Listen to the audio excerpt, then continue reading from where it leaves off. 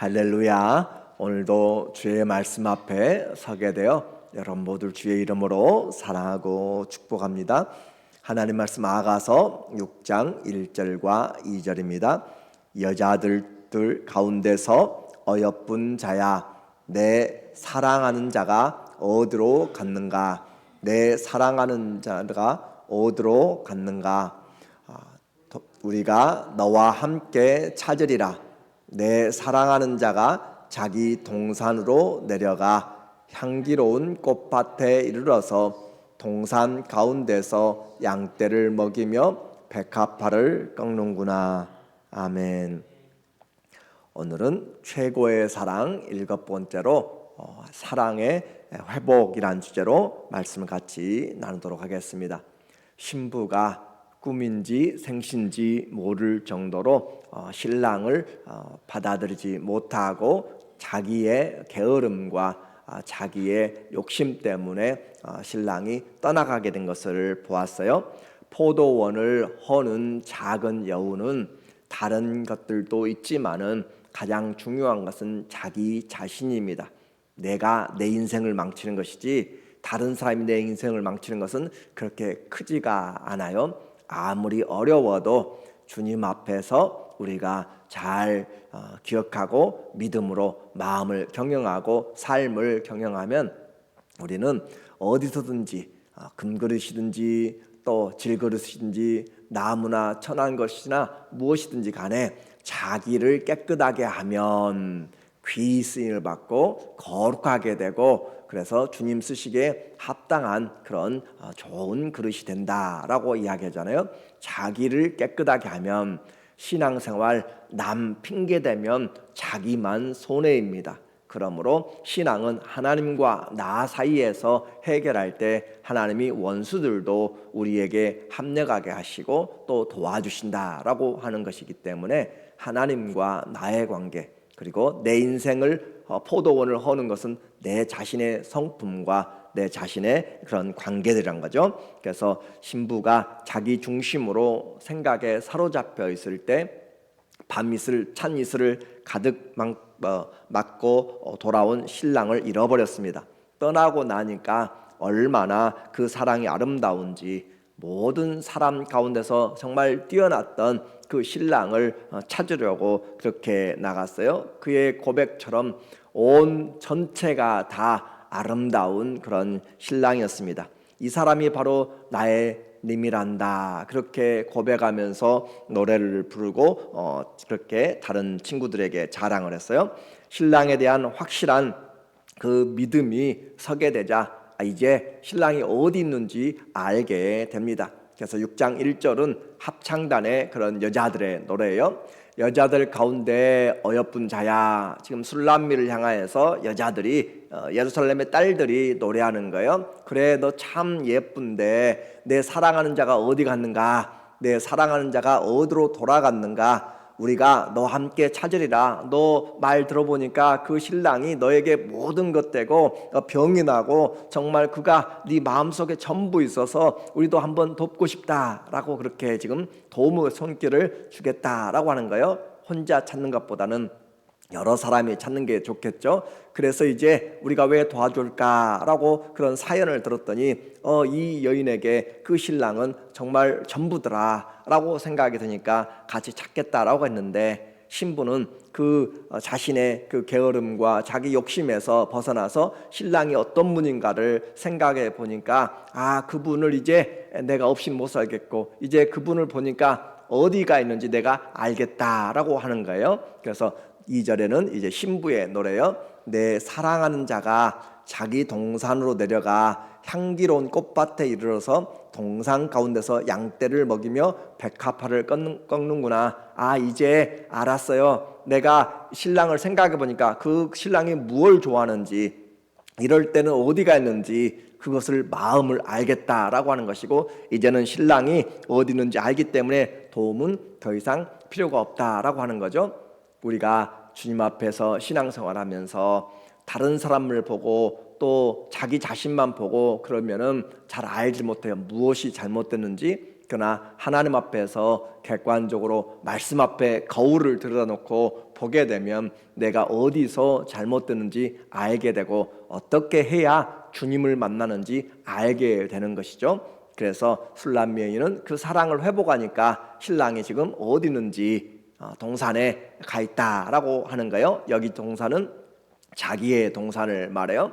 많은 사람들이 있습니다. 많은 비빈들이 있어요. 그런데 그 사람마다 각각 거처가 다른데 잠근 동산이라고 이미 이야기했던, 그리고 그곳이 바로 자기 동산, 아마 이 술람 여인이 거처하는 아마 그곳인 것 같아요.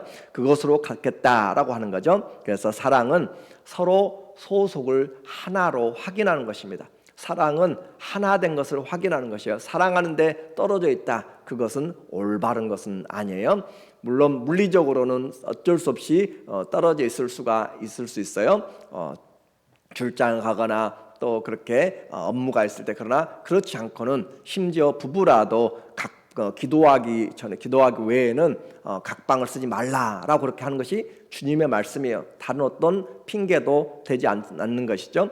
그런데 이와 같이 사랑은 떨어져 있다. 그래서 확인되는 것은 3절에 보니까 하나 된 거예요. 나는 내 사랑하는 자에게 속하였고, 속하려고 하는 것, 내가 누구에게 속하였는가, 내가 이 사람에게 속하는 것이 매이는 것이라고 생각하면 사랑이 아니에요. 왜 우리가 사랑을 하죠? 서로가 서로 떨어져 있으면 좋잖아요. 편안하고 데이트만 하고 멀리 그렇게 생각하면 간섭받을 수 없고 간섭받지 않을 수 있고, 그리고 처가나 시댁이나 신경 쓸 필요 없고. 근데 왜 사랑을 하죠? 사랑을 하는 이유는 하나 되고 싶어하고 함께 있고 싶어하고, 그래서 데이트로만 끝나지 않고 결혼을 하게 됨으로써 하나됨을 이루는 것이잖아요.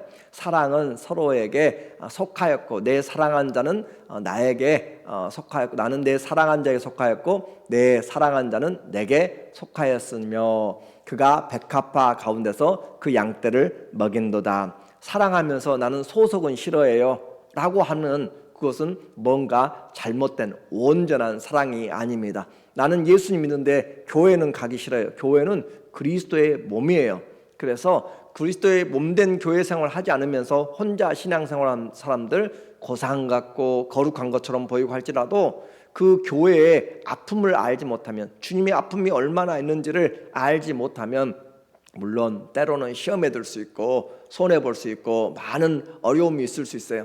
그러나 그것들 이겨내야 주님의 마음을 아는 거예요. 주님이 이 교회를 위해서 얼마나 그렇게 사랑하시면서 하셨는지를, 십자가에서 왜 피를 흘렸는지를 알게 되는 것이고, 내가 바로 그 사람 때문에, 나 때문에 주님이 피 흘렸다는 것도 알게 되는 것이에요. 그래서 교회는 그리스도의 몸이라고 이야기한 이유는 비밀입니다. 그리스도의 몸이기 때문에 우리가 몸을 지켜주면서 아픈 지체를 섬겨나가는 것이고 그렇게 하는 거죠. 사랑은 서로에게 묶이는 것이에요. 예수 그리스도의 종이라 바울이 가는 곳곳마다 이야기해요. 종은 노예입니다. 둘로스, 노예, 그 쇠사슬로 묶여있는, 배 밑에서 노젓는, 그리고 전쟁이 나고 배가 부서져도 그 노예에서 묶여서 떠나갈 수 없는, 배와 함께 수장되는 사람들이 묶여있는 둘로스예요. 우리가 예수 그리스도에게 묶여있다, 다른 말로는 사랑의 노예가 된 것이죠. 그리스도 안에서 하나 된 것, 그것이 바로 서로에게 속한 것. 우리가 이렇게 속해 있다고 생각할 때 주님도 우리에게 묶여 있는 것이에요. 그렇죠? 언약으로 묶여 있는 것이잖아요. 내가 새 언약을 너희와 함께 세우노니. 그래서 주님의 사랑은 변하지 아니하고 끝까지 우리를 책임지시는 그 사랑, 그것이 헤세드잖아요. 그래서 변함없는 사랑으로, 무궁한 사랑으로 우리에게 묶여져 있는 것. 사랑은 서로에게 묶이는 것이에요. 그것이 틀어질 때, 틈이 갈 때 점점 멀어지는 것이고, 그냥 우리 입술로만 사랑하는 것이 되는 거죠. 아가서의 난해함은 누구의 노래인가가 이렇게 잘 구별이 안 돼 있어요. 우리 성경은 그냥 동그라미로 해가지고 그렇게 구절 해놨는데, 문단을 해놨는데 그것이 어떤 것인지, 그러나 영어 성경에 보면 그것이 정확하진 않지만 각각 영어 성경도 틀리게도 되어 있어요. 신랑, 신부, 또 코러스, 그렇게 합창단해서 나누어져 있는 것들이 있는데 훨씬 도움이 되는 것이에요.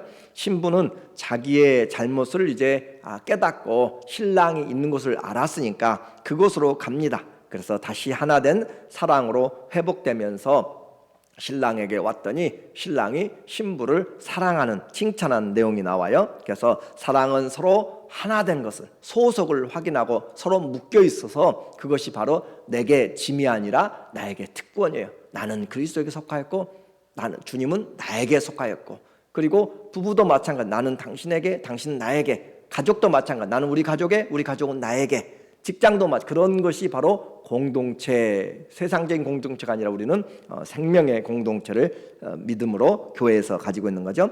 그리고 사랑은 이제 단점이 아니라 장점을 보려고 해야 돼요. 단점 고쳐지지 않습니다. 쉽지 않아요. 그러나 이 사랑은 그 단점들을 사랑으로 고쳐나가면서 섬기는 거예요. 4절에 보니까 자기에게 왔어요. 신부 얼마나 그 이슬을 맞고 가득 잔뜩 맞고 젖은 몸으로 왔는데 그곳까지 왔어요. 그런데 그곳에서 문을 열어주지 않고 배신당하면서 떠나갔던 그 신랑인데 다시 돌아온 신부를 보면서 이 신랑이 노래하는 거예요. 내 사랑아, 너는 디르사같이 어여쁘고 예루살렘 같이 곱고 내 깃발을 세운 군대같이 당당하구나. 내 사랑아. 솔로몬이 그 술람미를 향하여서 디르사는 도시예요. 예루살렘도 도시인데 디르사는 솔로몬 이후에 나중에 북이스라엘, 사마리아가 되기 전에 북이스라엘의 수도가 디르사입니다. 정원이라는 그런 의미인데, 그래서 아름다운 그런 정원, 디르사 같다라고 하는 것이고, 또 예루살렘, 지금 다윗 이후로 그 예루살렘이 이스라엘의 수도가 되었잖아요. 그래서 그 솔로몬이 다스리고 있는 예루살렘, 그와 같이 잘 짜여져 있다라고 하는 것이죠. 그래서 도시 같고, 뉴욕의 야경, 서울의 야경 얼마나 아름다운가라고 이야기하는 것처럼, 그렇게 지금 내 사랑은 디르사같이, 정원같이, 그리고 예루살렘같이 잘 짜여진 그런 곱고 아름답다. 그리고 뿐만 아니라 깃발을 세운 군대같이 당당하구나. 자, 군인들이 다 앉아서 누워있고 그렇게 있다면 오합지졸이죠. 그러나 군대가 딱 서서 깃발을 다 들고 정렬돼서 수만 명, 수천 명이 그렇게 깃발을 들고 서 있으면 그 웅장함이, 그리고 그 자태가 어미하는 것이죠. 그것처럼 이 여인은 아름다울 뿐만 아니라 자태가 아름답다라고 하는 거예요. 좋은 옷을 입어도 자태가 있는 사람이 있고 그렇지 않은 사람이 있는 것처럼, 그러나 솔로몬의 눈에, 그래서 솔로몬이 이제 왜 이 5절에 보니까 내 눈이 나를 놀라게 하니 돌이켜 나를 보지 말라. 내 머리털은 길르앗 산 기슭에 누운 염소떼 같고 하면서 다시 머리털부터 눈 똑같이 그렇게 3장에서 이미 이야기했던 것을 이야기해요. 왜 이렇게 똑같이 이야기하는가? 그것은 솔로몬의 사랑은 변하지 않았다라는 것을 지금 이야기하는 것이에요. 자, 주님의 사랑은 우리에게 변하지 않습니다. 그런데 우리가 변하는, 우리가. 그래서 지금 똑같은 머리털, 염소떼 시작하면서 성류, 볼, 그렇게 이야기를 해나가고 있는 거예요. 신부의 아름다움은 이와 같이 솔로몬에게 있어서 특이하다, 그리고 동일하다라고 하는 것이고, 솔로몬은 이미, 우리가 이 두 사람의 관계를 지금 아가서에서 보지만 솔로몬은 이미 많은 부인들이 있어요. 8절에 보니까 8절 왕비가 60이요 후궁이 80이요 시녀가 무수하되, 이것을 통하여서 솔로몬은 왕으로서 이미 왕비가 60명, 나중에 열왕기 하에 보면은 왕비가 700명이고 후궁이 300명이죠. 시녀들이 무수합니다. 그러니까 그런 것을 통하여서 이 아가서가 솔로몬의 젊은 시대에, 젊었을 때 썼다라고 하는 것을 우리가 추측하게 되는 거예요. 이미 왕비가 60명이고 후궁이 80명, 시녀가 무수하되, 이건 숫자를 말하는 것이 아니에요. 여기서 중요한 것은 바로 9절이에요. 내 비둘기, 내 완전한 자는 하나뿐이로구나. 한번 생각해 보세요.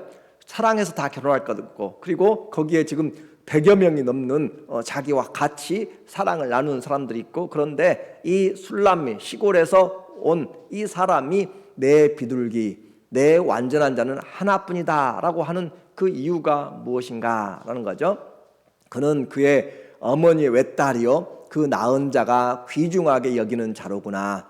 여자들이 그를 보고 복된 자라 하고 왕비와 후궁들도 그를 칭찬하는구나. 자, 솔로몬이 결혼할 때 맨 처음에 했던 것이 바로 우리에게 전해진 바는 애굽의 공주를 왕비로 취하는 것이었어요. 당시에 이집트는 세계를 가장 중심적으로 지배하는 대국이었어요. 그러니까 이집트의 공주가 아무데나 시집 가는 것은 아니에요. 솔로몬이 이집트의 그 공주와 결혼했다는 것은 이스라엘의 그 국격이 올라갔다는 것이, 위상이 올라갔다는 것을 이야기해요. 그런데 그와 같이 솔로몬은 지금 정략 결혼을 많이 했습니다. 이스라엘이 성장해 가면서 다윗이 정복하고 그 나라를 다스려 가면서 여러 나라와 공주들과 정략 결혼을 하게 되니까 결혼은 결혼이지만 솔로몬의 마음을 둘만한 것이 없었다라고 하는 것이죠. 그러나 이 술람미 여인은 자기 자신이 그 아멘 중에서 목자로 변장하고 생각하다가 그를 발견하고 결혼한, 자기 중심에서 어떤 정치적인 것들이 없이 자기의 내면의 사랑으로 한 사람이었어요. 그래서 나의 완전한 자는 하나뿐이로구나 라고 하는 그 사랑의 중심을 지금 이야기하고 있는 거죠. 그런데 이렇게 아름답다라고 하는 그런 외모를 이야기했어요. 머리털부터 시작해서 다 이야기했는데 그런 것만이 아니라 더 중요한 것이 무엇인가? 그 마음이에요. 마음. 보니까 여자들이 그를 보고 복된 자라. 자, 구중궁궐에는 암투가 많습니다. 내가 자녀를 낳아야 왕자가 되고 왕이 되고 수많은 암투가 있고 정말 살 수 없는 곳이 바로 살벌한 곳이 궁전인데, 그곳에 지금 수많은 사람들 중에 그 사람들이, 여자들이 그를 보고 복된 자라, 신데렐라죠. 물론 시골에서 아무런 백도 없이 올라온 복인 자. 그런데 중요한 것은 왕비와 후궁들도 그를 칭찬하는구나. 내가 어떻게 여기서 서바이벌 할까 하는 것으로 모략을 짜고 사람들을 모으고 중상모략하고 자기끼리끼리 모이는 것이 아니라 그 중심의 마음이, 이 사람은 그런 것에 관심이 없다. 이 사람은 오로지 사랑이다. 그리고 이 사람은 정말 순수하다. 그리고 이 사람의 성품은 정말 본받을 만하다라고 하는 것이 없이는 되어지지 않습니다. 오늘 우리에게 전해주는 바는 상당히 많이 있어요. 겉으로 화려하게 보이고 겉으로 직분이나 많은 것을 가져도 우리의 성품이, 인격이, 신앙이 있는 것처럼 보여도 하나님께 믿음이 있으면 형제를 사랑한다라고 하는 것처럼 우리에게 그 신앙이 있다면 인격이 있어야 되는 거예요. 그래서 모든 자들에게 칭찬을 받는, 자기들의 원수잖아요. 한 사람 왕비가 늘어날 때마다 문제가 되는데 이 사람을 칭찬한다. 오늘 우리는 하나님 앞에서 살아가면서 다른 사람들에게 문제를 일으키는 그런 사람이 아니라 칭찬받는 사람이 되는 것이 신앙과 인격이 얼마나 중요한가라고 하는 것을 말하고 있어요. 이것이 참된 아름다움이죠. 잠언 31장 30절에 잠언 전체, 삶의 지혜 전체를 마감하는 결론이죠. 고운 것도 거짓되고 아름다운 것도 헛되나, 아무리 미스 코리아, 미스 USA를 해도 70, 80, 90 넘어가면은 그 다 똑같아져요. 똑같지. 그리고 그 고운 것도 거짓되고 아름다운 것도 헛되요. 그러나 오직 여호와를 경외하는 여자는 칭찬을 받을 것이라. 여호와를 경외하는 그 믿음으로 살아가는 것이죠. 그 믿음의 마음 씀씀이에요. 그 마음이 따뜻한 사람이에요. 정이 있는 사람이에요. 우리는 그리스도 안에서 정이 있어야 되고, 그리스도 안에서 사랑이 있어야 되고, 그리스도 안에서 온유함이 있어야 되고, 그리스도 안에서 서로 세워주는 화목함과 또 친절이 있어야 돼요. 계산적으로 살아가면 안 되는 것이고, 나를 통해서 다른 사람이 도움을 받도록 그렇게 하는 데까지 하려면 정말 내가 다시 한번 낮아지고 다시 한번 손해보고 하는 그런 마음이 없이는 절대 되어지지 않습니다. 그래서 여호와를 경외하는 여자가 칭찬을 받는다. 잠언 삶을 사는 지혜, 무엇이 가장 큰 지혜이고 아름다움인가? 하나님을 경외하는 것, 그것 말이죠. 31절에 그 손의 열매가 그에게로 돌아갈 것이요, 그 행한 일로 말미암아 성문에서 칭찬을 받으리라. 그 손에 행한 일로 열심히 아침부터 저녁까지 일하고 도와주고 그런다고 그랬죠. 그래서 먹을 것을 챙기며 장사하는 사람들을 세워주고 아침부터 저녁까지 그렇게 식솔들 돌보면서 하는 그런 삶, 믿음 안에서 세워준 그 행한 일들이 나중에 열매로 맺게 되어서 칭찬을 받으리라 라고 이야기했습니다. 솔로몬과 여인들의 칭찬만이 아니라 주위의 사람들도 이 술람미 여인을 칭찬하고 있네요. 10절에 보니까 아침빛 같고, 여기는 이제 코러스 합창단의 노래예요.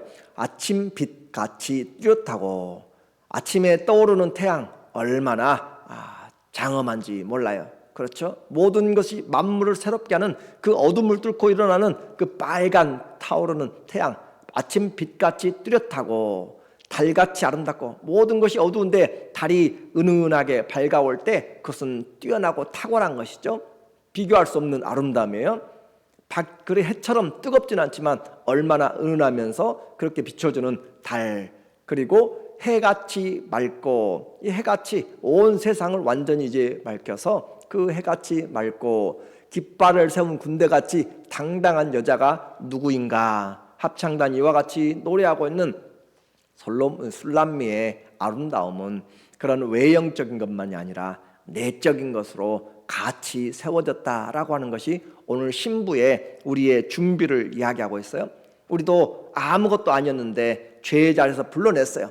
신데렐라를 그 왕자가 만났어요. 만난 것은 그 은혜예요. 그렇죠? 은혜인데 결혼하고 왕비가 되었다면 그 왕비로서의 자태, 왕비로서의 자격을 갖추는 것은 왕이 해주는 것이 아니에요. 신데렐라 자신이 하는 거예요. 우리를 교회를 만들어줬어요. 그렇죠? 우리를 죄에서 구원해서 교회로 만들어줬으면 교회됨의 아름다움을 유지하고 내가 그 사랑을 받는 것은 나에게 달려있어요. 주님이 우리를 불러주신 것 은혜예요. 신앙생활의 시작이에요. 그러면 이제부터는 내가 내 자신을 그리스도의 신부로, 그리스도의 교회로, 그리고 성도들을 섬기는 자로 준비되어질 때 이렇게 아침빛 같고 달 같고 해 같고 깃발을 세운 군대같이 그렇게 자태가 있는, 사랑은 우리에게 두려움이 없습니다. 그리고 우리에게 힘이 되고 기쁨과 소망이 됩니다. 주님은 이 사랑을 위해서 생명을 내어주기까지 사랑한 거죠. 솔로몬과 술람미 여인의 사랑은 이제 갈등을 지나서 더 하나 된 것으로 그렇게 되어서 서로 세워주고 칭찬하고 자랑하고 있어요. 신부는 그 신랑을 찾아가다가 그 부지 중에 그 신랑의 그 마차에 올라타게 된 거죠. 11절에 보니까 골짜기에 푸른 초목을 보려고 포도나무가 순이 났는가, 석류나무가 꽃이 피었는가 알려고 내가 호도 동산으로 내려갔을 때 부지 중에 내 마음이 나를 내 귀한 백성의 수레 가운데 이르게 하였구나. 그래서 솔로몬과 함께 이제 가마를 타고 화려한 그런 결혼식으로 들어온 것처럼 다시 사랑의 뜨거움으로 같이 견고하게 하나가 되었습니다. 결론적으로 사랑은 하나 되는 것이고, 나누어지는 것들이 하나씩 많아질 때 점점 틈이 생기게 되는 거예요. 그래서 사랑은 서로에게 묶여줘야 돼요. 결혼할 때 링을 주는 이유는 다이아나 그것이 중요한 것으로 사람들은 생각해요. 링이라는 묶여진다는 것이 중요한 것이 커버넌트, 언약이에요. 죽음의 맹세란 말이죠. 동물을 쪼개서 그 가운데 지나가는 것은 언약이 깨트려질 때는 죽는 것이다 라고 하는 것을 말하는 거예요. 그런데 사람들은 그 맹세보다 그 어떤 종류인가 거기에 관심을 갖게 되면 그것은 틀려지게 된 것이죠. 사랑은 하나 된 것으로 서로에게 속해야 좀 불편해요. 거들먹거릴 수도 있고 내게 거드칠 수도 있고 짐이 될 수도 있어요. 그러나 소속이 되었을 때 진정한 사랑이 되는 것이고, 그리고 사랑하게 되면 서로 용납하고 칭찬해야 돼요. 단점 쉽게 고쳐지지 않습니다. 그러나 그것을 받아들이고 용납하면서 칭찬하면서 고쳐가는 것이죠. 우리의 단점을 주님이 살펴서 말하기 시작한다면 우리는 정말로 아무것도 설 수 없어요. 말끝마다 행동 하나하나마다 다 티가 있는 것이에요. 그런데 주님은 그러한 같은 것을, 사랑은 허다한 죄를 덮느니라, 사랑하지 않으니까 하는 것마다 미워지게 보는 것이고 하는 것마다 꼴이 보기 싫은 것이고, 사랑이 나를 살리는 것이고 사랑이 상대방을 살리는 것이에요. 그래서 내가 이렇게 미움이 많다라고 하는 것은 내 사랑이 없다, 부족하다라고 하는 것을 거꾸로 보아야 되는 거예요. 그래서 이와 같이 하나님이 피 흘려서 새롭게 하시고 보배롭게 하신 교회, 새롭게 하신 우리에게 주어진 모든 환경, 우리는 주님 안에서 감사함으로, 그래서 신부의 고백이 이와 같이 되기를 원합니다. 로마서 14장 7절에 우리 중에 누구든지 자기를 위하여 사는 자가 없고 자기를 위하여 죽는 자도 없도다. 우리가 살아도 주를 위하여 살고 죽어도 주를 위하여 죽나니 그러므로 사나 죽으나 우리가 주의 것이로다.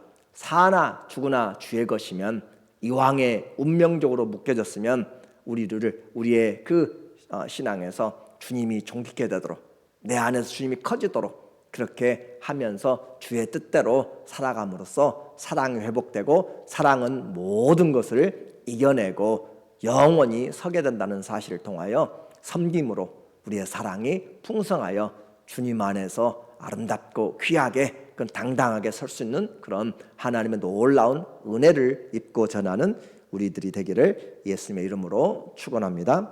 아멘. 기도하겠습니다. 아무도 보지 않았던, 관심도 없었던 우리를 십자가의 죽으심으로 우리를 택하셔서 구원하여 주신 우리 주님 감사합니다. 이제부터는 그 사랑을 받은 자로 우리가 어떤 성령의 위로나 성령의 어떤 긍휼이나 주의 사랑을 받았으면 자기 짐을 질 뿐더러 다른 사람의 짐도 함께 지어서 우리 주님을 기쁘시게 하는 그런 성숙한 사랑이 되게 하시고, 주님, 내가 가는 곳곳마다 사람들의 영혼이 살고 삶이 복되도록 주님 도와주시고, 우리를 통하여서 교회가, 가정이, 직장이, 친구들이, 모든 공동체들이 예수님 때문에 사랑하고 칭찬을 받을 수 있는 그런 하나님 앞에서 아름답고 귀한 하나님의 자녀들로 세워지게 하여 주시옵소서. 예수님의 이름으로 기도합니다. 아멘.